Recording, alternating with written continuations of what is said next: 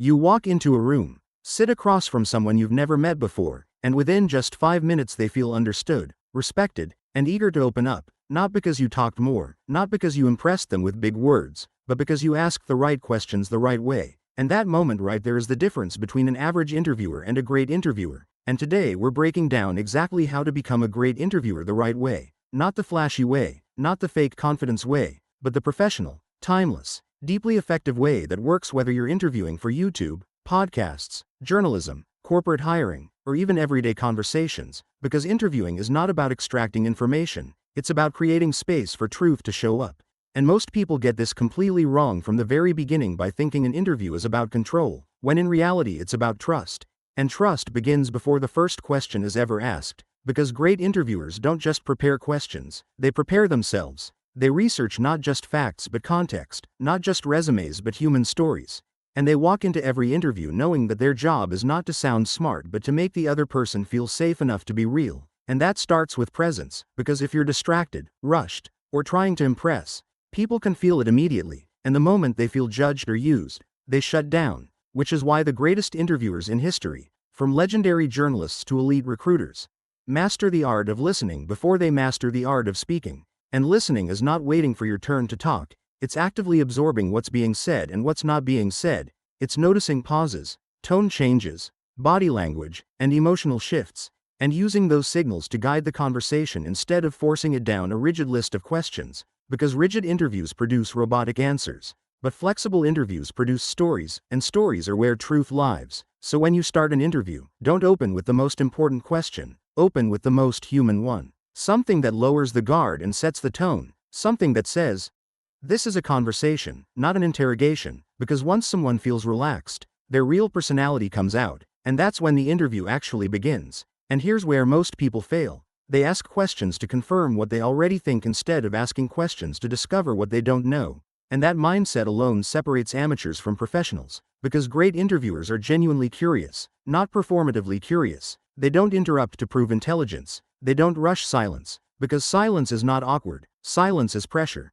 And pressure makes people reveal more than rehearsed answers ever will. So when someone finishes speaking, don't jump in immediately, give them a second, let the silence do the work, because more often than not, they'll continue and say something deeper, something more honest, something unscripted, and that's gold. And when you do respond with intention, not filler, reflect back what you heard, validate emotions without agreeing or disagreeing, and then ask follow-up questions that dig deeper instead of wider, because depth creates insight and insight creates value. And if you want your interview to stand out, stop asking questions that can be answered with surface-level facts and start asking questions that require reflection, questions that begin with how, why, and what did that feel like, because facts tell you what happened, but feelings tell you why it mattered. And the best interviews don't just inform, they resonate, and resonance comes from emotional truth.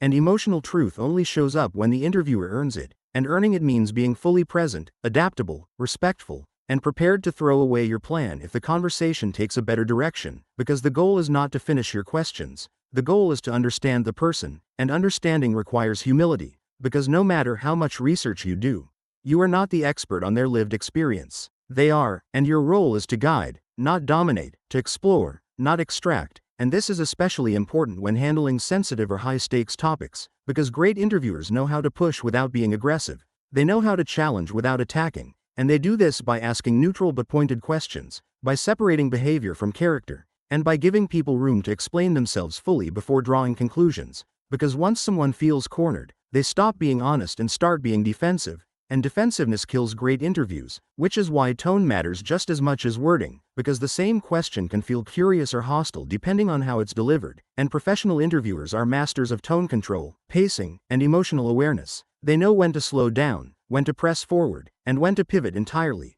and they never forget that the interview is being watched or listened to by an audience who can sense authenticity instantly. So if you're faking interest, they'll know. If you're not prepared, they'll know. And if you're not listening, they'll definitely know. And that's why preparation is not about memorizing questions, it's about understanding themes, goals, and possible pathways, so you can adapt in real time without losing direction, because direction without rigidity is the sweet spot of great interviewing. And once the interview is underway, the greatest skill you can develop is follow-up questioning, because follow-ups are where real skill shows. Anyone can ask a pre-written question, But only a skilled interviewer can hear something unexpected and turn it into a powerful moment by asking the right follow-up at the right time. And the key to great follow-ups is curiosity plus courage. Curiosity to explore the thread and courage to go where the answer leads. And this is where storytelling truly comes alive. Because when you allow someone to fully unpack their experiences, you're not just collecting answers, you're building a narrative, and narratives are what audiences remember, not bullet points, not resumes, not titles, stories. And every great interview is essentially a guided story, with a beginning, a middle, and a transformation. And your job as the interviewer is to help shape that arc without hijacking it, to help the subject connect the dots without putting words in their mouth, and to help the audience understand why this story matters. And one of the most overlooked aspects of interviewing is how you end it, because endings leave lasting impressions, and a great ending doesn't feel rushed or transactional, it feels reflective. It gives the interviewee space to summarize, to share something they haven't been asked, to leave the audience with a final insight or lesson, because often the most powerful answer comes when you ask, is there anything you feel people misunderstand about you or this topic? Or, what's something you wish you were asked more often? And those questions open doors that structured interviews never reach. And finally, great interviewers understand that interviewing is not about ego, it's about service. Service to the truth, service to the audience, and service to the person sitting across from you. And when you approach interviews with that mindset, everything changes, your questions become sharper, your listening becomes deeper, your presence becomes stronger, and your interviews become unforgettable, because at the end of the day, being a great interviewer the right way is not about sounding clever, it's about creating clarity, connection, and meaning. And if you master that, you won't just conduct better interviews, you'll become someone people trust with their stories, and that is the highest level of this craft.